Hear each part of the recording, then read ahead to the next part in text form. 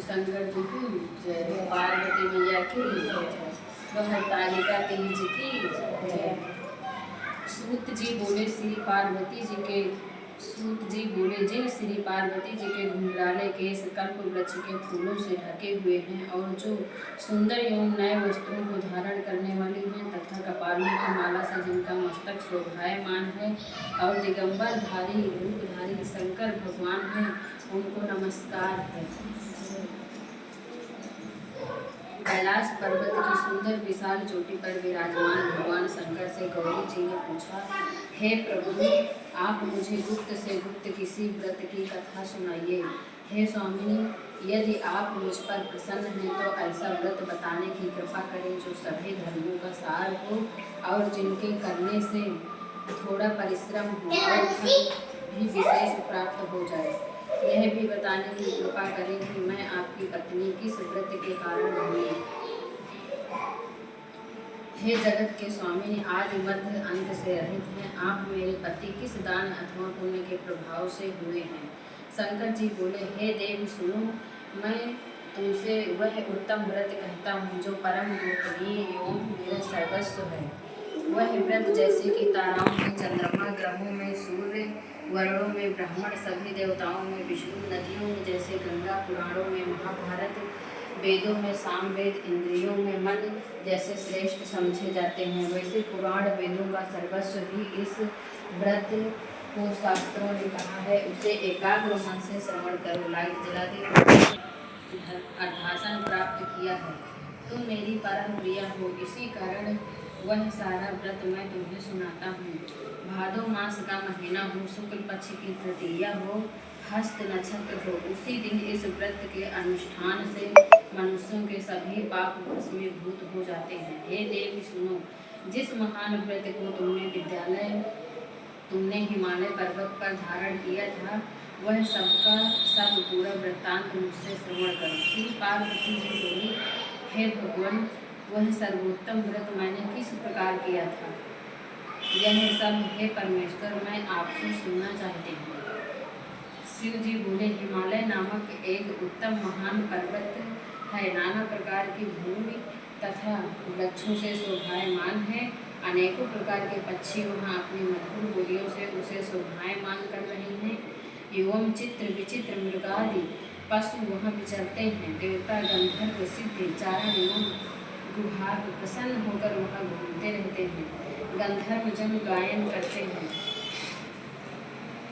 गायन में मगन रहते हैं। नाना प्रकार की मणियाँ तथा सोने की ऊंची ऊंची चोटियों रूपी भुजाओं से यानी आकाश पर खिलता हुआ फूल दिखाई देता है, जिसका आकाश से स्पर्श इस प्रकार से है जैसे कोई अपने मित्र के मंदिर को छू रहा हो।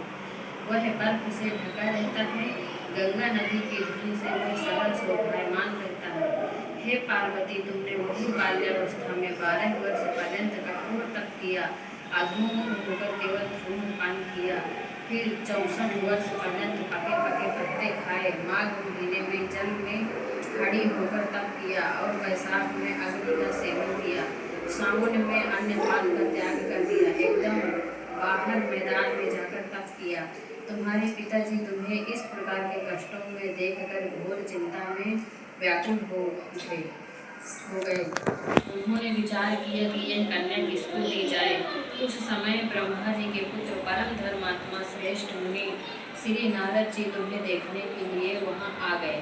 उन्हें अर्घ्य आसन देकर हिमाचल ने उनसे कहा, हे श्रेष्ठ मुनि, आपका आना शुभ हो।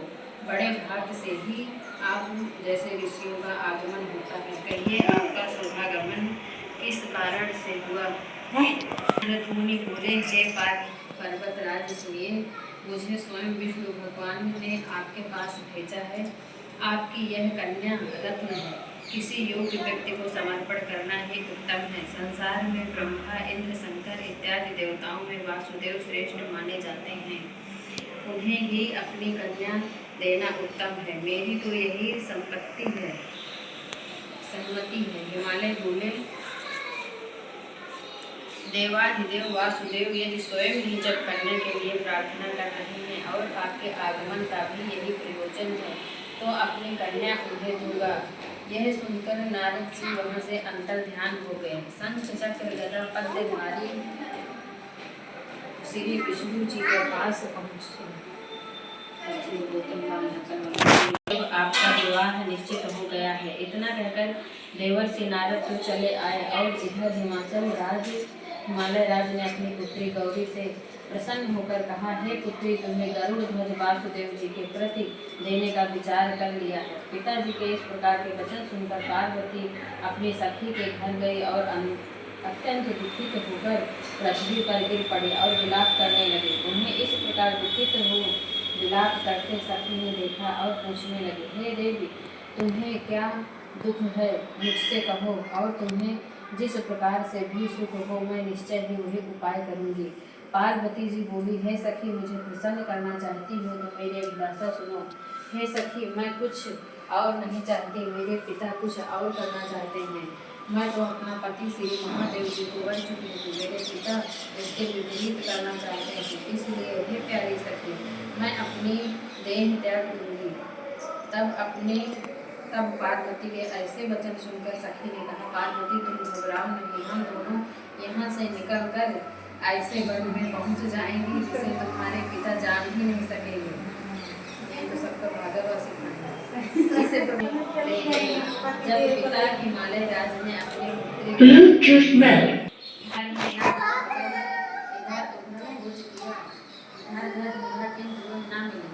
तो विचार करने लगे, मेरी पुत्री को देवदारू कैसे कौन ले गया। मैंने नारद के आगे विष्णु के जी की प्रतिज्ञा देने की प्रतिज्ञा कर ली थी, अब मैं क्या दूंगा। इस प्रकार की चिंता करते करते मूर्छित होकर गिर पड़े। तब उनकी ऐसी अवस्था सुनकर हाहाकार करते हुए हिमाचल राज के पास पहुँचे और मूर्छा का कारण पूछने लगे। हिमालय बोले, किसी दुष्ट आत्मा ने मेरी कन्या का अपहरण कर लिया है, अथवा किसी काल सर्प ने उसे काट लिया है, या व्याघ्र सिंह ने उसे मार डाला है। पता नहीं मेरी कन्या कहाँ चली गई, किस दुष्ट ने उसे हर लिया। ऐसा कहते कहते शोक से संतप्त होकर हिमालय राज वायु से कंपायमान महावृक्ष के समान कांपने लगे। तुम्हारे पिता ने सिंह, व्याघ्र, भालू आदि हिंसक पशुओं से घिरे हुए एक वन से दूसरे वन में जा जाकर तुम्हें ढूंढने का बहुत बड़ा प्रयत्न किया। इधर अपनी सखियों के साथ एक घोर वन में तुम जा पहुँची। वहाँ एक सुंदर नदी बह रही थी और उनके तट पर एक बड़ी गुफा थी जिसे तुमने देखा। तब अपनी सखियों के साथ तुमने उस गुफा में प्रवेश किया। खाना पीना त्याग कर वहाँ तुमने मेरी पार्वती युक्त मिट्टी का लिंग किया। उस दिन भाद्र मास की तृतीया थी, साथ में हस्त नक्षत्र था। मेरी अर्चना तुमने बड़े प्रेम से आरंभ की, वाचों तथा गीतों के साथ रात को जागरण किया। इस प्रकार तुम्हारा कारण श्रेष्ठ व्रत पूर्ण हुआ। उसी व्रत के प्रभाव से मेरा आसन ले गया। तब मैं तत्काल प्रकट हो गया जहाँ तुम सखियों के साथ थी। मैंने दर्शन देकर कहा कि हे वरांगनी, वर मांगो। तब तुम बोली, हे महादेव। तब मैंने तथास्तु कहा। फिर वहाँ से अंतर्ध्यान होकर कैलाश पर पहुँचा। इधर जब प्रातःकाल हुआ तब तुमने मेरी मूर्ति को नदी में विसर्जन किया। अपनी सखियों के साथ कर्ण से प्राप्त कर्ण मूलखंड आदि से पालन किया। हे सुंदरी, उसी स्थान पर सखियों के साथ तुम सो गई। हिमालय राज तुम्हारे पिता भी उस घोर वन में जा पहुँचे। अपना खाना पीना त्याग कर वन में चारों ओर तुम्हें ढूंढने लगे। नदी के किनारे दो कन्याओं को सोता हुआ देख लिया और पहचान लिया। फिर तो तुम्हें उठाकर गोदी में लेकर तुमसे कटने लगे, रोकने लगे। हे पुत्री, सिंह, व्याघ्र आदि पशुओं से पूरी इस घोर वन में क्यों आई। तब श्री पार्वती जी बोली, पिताजी सुनिए, आप मुझे विष्णु जी को देना चाहते थे। आपकी यह बात मुझे अच्छी नहीं लगी, इसमें मैं वन में चली गई, इसलिए मैं वन में चली गई। यदि आप मेरा विवाह शंकर जी के साथ करेंगे तो मैं घर चलूँगी, नहीं तो यहीं रहने का मैंने निश्चय कर लिया है। तब तुम्हारे पिताजी ने कहा, एवं अस्तु, मैं शंकर जी के साथ ही तुम्हारा विवाह करूँगा। उनके ऐसा कहने पर ही तब तुम वहाँ से घर आई। तुम्हारे पिताजी तब विवाह विधि में तुमको मुझे समर्पित कर दिया। हे पार्वती जी, उसी व्रत का प्रभाव जिससे तुम्हारे सौभाग्य की वृद्धि होगी। अभी तक किसी के सम्मुख मैंने इस व्रत राज का वर्णन नहीं किया है देवी। इस व्रत राज का नाम भी आप श्रवण कीजिए, क्योंकि तुम अपनी सखियों के साथ भी इस व्रत के प्रभाव से हरी गई। इस कारण इस व्रत का नाम हरतालिका तीज हुआ। पार्वती जी बोली, हे प्रभु, आपने इसका नाम तो कहा, कृपा करके इसकी विधि भी कहिए। इसके करने से कौन सा फल मिलता है, कौन सा पुण्य लाभ होता है और किस प्रकार से कौन इस व्रत को करे। ईश्वर बोले, हे देवी सुनो, यह व्रत सौभाग्यवर्धक है। जिसको सौभाग्य की इच्छा हो वह यत्न पूर्वक इस व्रत को करे। सबसे प्रथम वेदी की रचना करे, उसमें 4 केले के खम्भे मुकुट करे, चारों ओर पंखुड़ियाँ बांधे, ऊपर बिछावे, विविध रंगों के और भी वस्त्र लगावे। उस मंडप के नीचे की भूमि को अनेकों चंदनादि सुगंधित जल द्वारा लिपे, शंख मृदंग आदि बाजे बजावे। वह मंडप मेरा मंदिर है, इसलिए नाना प्रकार के मंगल गीत वहाँ होने चाहिए। शुद्ध रीति का मेरा लिंग होना चाहिए। श्री पार्वती जी के साथ वहाँ स्थापित करें।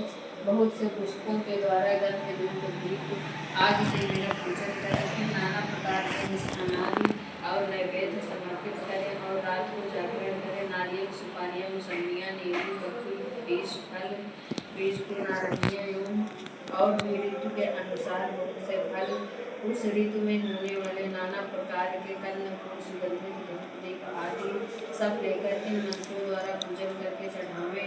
मंत्र यह है, श्री शिव शांत पंचमुखी सूरी नंदी भृंगी महाकाल गणों से युक्त शंभु आपको नमस्कार है।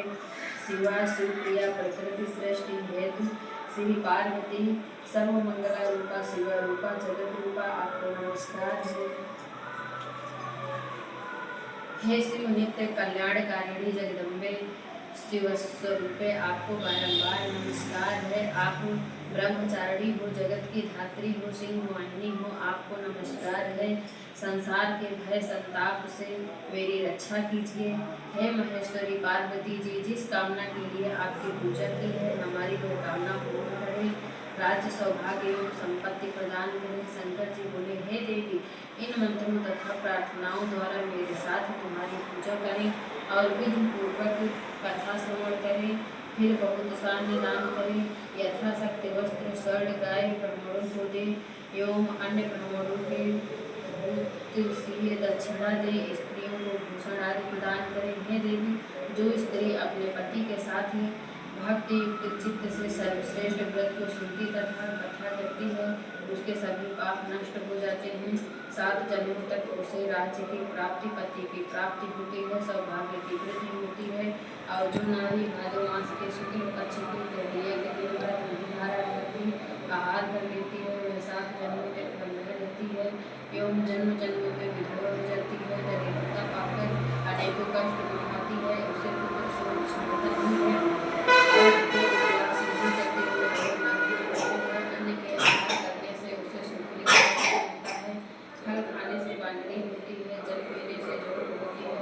दूध के आहार से सरपड़ी होती है, मांसाहार से व्यापी होती है, दही खाने से बिल्ली होती है, मिठाई खा लेने से चींटी होती है, सभी वस्तुएं खा लेने से मक्खी हो जाती है, जो सो जाती है अजगरी का जन्म पाती है, पति के साथ ठगी करने पर भी होती है।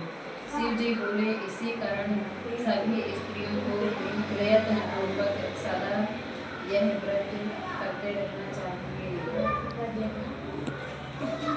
चांदी, सोने, तांबे एवं बांस से बने अथवा मिट्टी के पात्र में अन्न रखें। फिर फल, वस्त्र, दक्षिणा आदि सब श्रद्धापूर्वक मिष्ठान ब्राह्मणों को दान करें।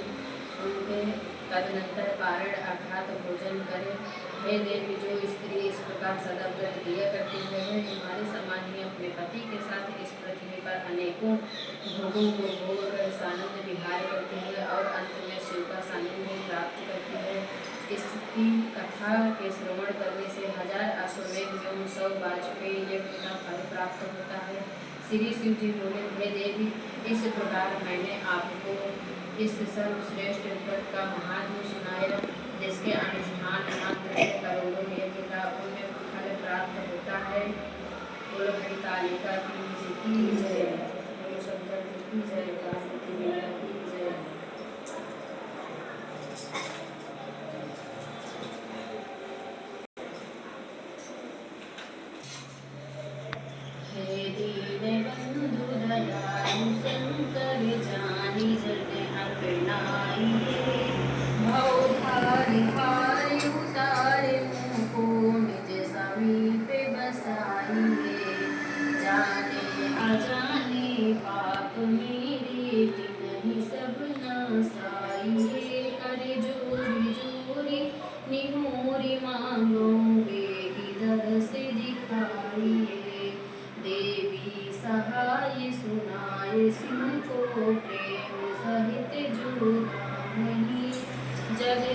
मुनि से छुट जाए ते नर सदा अति सुख पावई। दुहा बार बार विनती करो धर्म चरण परमार्थी। निज पद भक्ति भाव मुनि देहु उमापति नाथ। शिव समान दाता नहीं विपति विदारण हार। लज्जा मेरी राखियो बरधा के असवार। उमापति महाबोल की जय।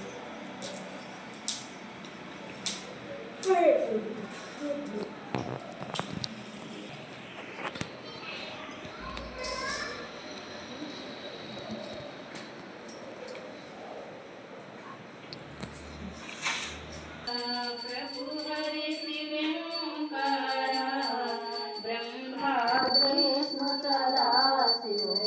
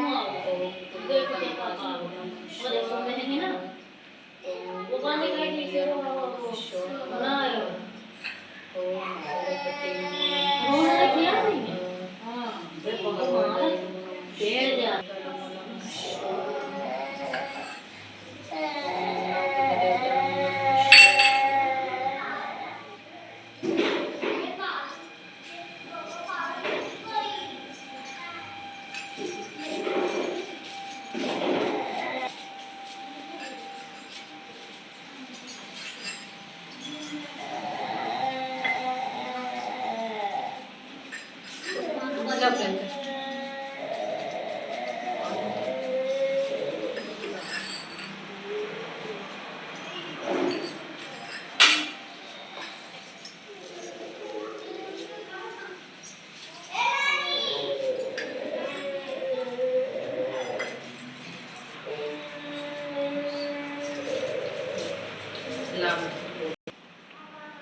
हेलो गाइस, हमारे यहाँ ऐसे हरतालिका तीज मनाई जाती है। आपके यहाँ कैसे मनाई जाती है आप लोग कमेंट बॉक्स में जरूर बताइए।